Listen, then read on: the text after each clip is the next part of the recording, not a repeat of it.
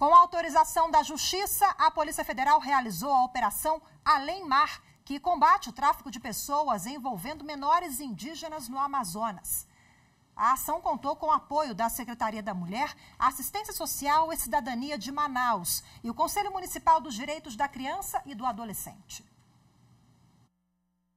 O alvo da operação foi a Associação Humanitária do Amazonas, que estaria sendo usada para o envio de crianças e adolescentes indígenas para a Turquia.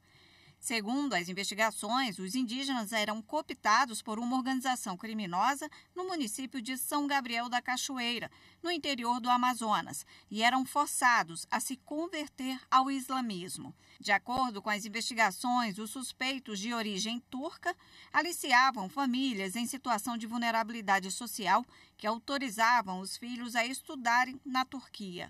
Os menores eram levados do município de São Gabriel para Manaus, onde começavam a ser doutrinados. Depois eram levados para São Paulo, onde as crianças trocavam de nome e de lá seguiam para a Turquia. A suspeita da polícia nesse caso é a prática de tráfico de pessoas. 5 indígenas chegaram a ser levados para a Turquia pela associação, mas foram deportados por estarem de forma ilegal na Europa. A ação é um desdobramento da Operação Além Mar, que começou em fevereiro deste ano, quando o Conselho Tutelar e a Vigilância Sanitária de Manaus resgataram 15 menores indígenas. Na época, também foram encontrados alimentos vencidos na associação. O local funcionava sem autorização como abrigo de crianças e adolescentes. Este mês, a Polícia Federal cumpriu 2 mandados de busca e apreensão, um na casa do investigado de origem turca, que teve o passaporte apreendido, e outro na Associação Humanitária do Amazonas.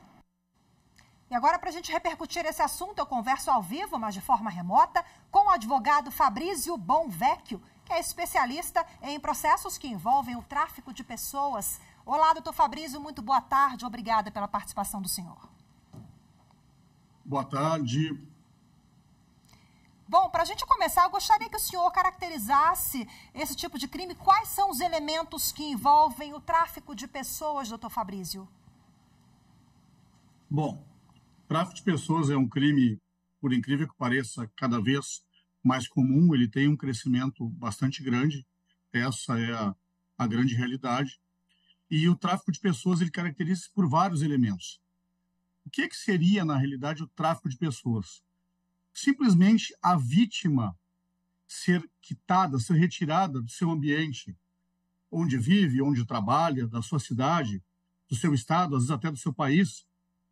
E com isso também ela tem uma redução de mobilidade, ela não tem liberdade para fazer nada, ela não consegue sair da situação. Ela pode ser envolvida em questão de exploração sexual, ou seja, o tráfico sexual, ou o tráfico laboral, que existe também. São as pessoas que são cooptadas, na realidade, para trabalhar, e a gente tem aquela questão extremamente grave também, não que as outras não sejam, que é a remoção de órgãos e tecidos. Então, qualquer pessoa que tenha a sua mobilidade reduzida, que não tenha mais o controle do seu ir e vir, da sua liberdade, seja por estar presa ou seja por estar sem seus documentos, isso pode se caracterizar tráfico de pessoas. O importante só é a gente deixar bastante claro que o tráfico de pessoas hoje ele é o terceiro negócio ilícito mais rentável no mundo. Ele só está atrás do tráfico de drogas e do tráfico de armas. Veja que, segundo a ONU, o tráfico de pessoas hoje movimenta cerca de 32 bilhões de dólares no mundo todo.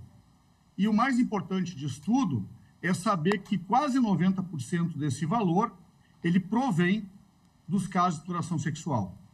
Bom, os gargalos são inúmeros, né? A gente vê aí que os índices, os números são alarmantes no país e no mundo, mas quais são os principais na avaliação do senhor? Quais os gargalos para a gente conseguir avançar e frear essas ações no país? O maior problema que a gente tem realmente é a falta de conhecimento das pessoas com relação ao que pode estar ocorrendo. E o grande problema que acaba incentivando a ocorrência desse tipo de crime é a situação de pobreza das pessoas e as falsas promessas. Importante dizer que o tráfico de pessoas, ele envolve vítimas que, inclusive, dão o seu consentimento, ou seja, elas vão de forma voluntária para o local e, chegando lá, elas se deparam com uma situação totalmente diversa do que eles esperavam. É muito comum que as pessoas recebam propostas para trabalhar de modelo, para trabalhar em restaurantes, para receberem posições que pagam bastante bem em outros países. Ou seja, elas são enganadas, elas acreditam que estão viajando para obter postos de trabalho bem remunerados e, no final das contas, elas estão sendo vítimas de um aliciamento para tráfico de pessoas para as mais diversas finalidades, né?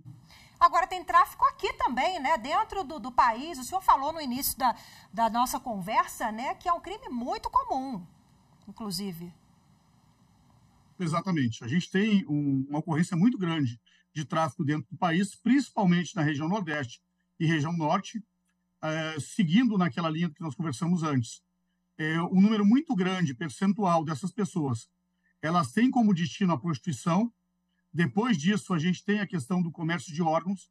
E, por último, a gente tem a questão do trabalho escravo. Então, imagine que dentro do país, a gente tem essa situação bastante forte. Nós temos, então, uma nova modalidade, digamos assim, nesse caso que vimos agora, antes da nossa conversa, a reportagem que nós mostramos da operação da PF Além Mar, onde indígenas eram doutrinados, seriam levados para a Turquia. Seria uma nova modalidade, digamos assim?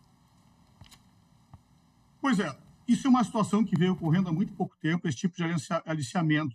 Tem uma característica religiosa também, mas já se observa isso há algum tempo, no qual as pessoas são levadas para outro país e são obrigadas, então, a se converter a determinada religião. O que parece que está associado com isso é que essas pessoas sejam utilizadas após para algum outro tipo de trabalho relacionado a esse grupo religioso.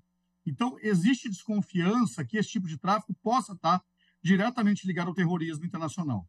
Bom, agora, para finalizar, quais os canais de denúncia e a importância também da sociedade, todos que nos acompanham, todos os atores envolvidos, poder público, vizinhos, né? Observou ali que tem alguma coisa diferente, precisa denunciar e ajudar também as autoridades, né, nesse quesito. Bom, eu acho extremamente importante isso que está falando agora, né? E a gente tem indícios, né? E a pessoa, geralmente, quando ela está sofrendo esse crime de tráfico humano, ela tem seu passaporte retido, ela tem seus documentos sonegados, isso fica na mão de terceiros, ela não sabe para que endereço ela está indo, ela geralmente não tem contato com familiares, com amigos, com pessoas que anteriormente ela tinha contato, e geralmente a gente nota que não é tão difícil entender quando se está envolvido numa situação eminente de tráfico humano. Por exemplo, sempre duvidem de propostas mirabolantes de emprego fácil, propostas lucrativas.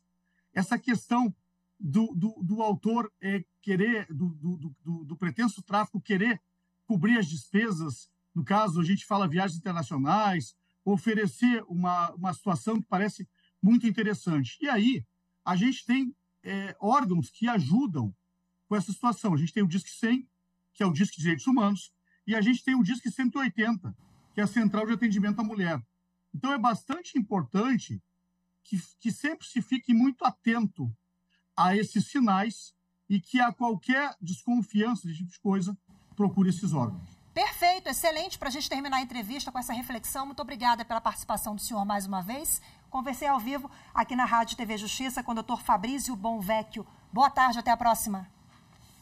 Boa tarde, obrigado.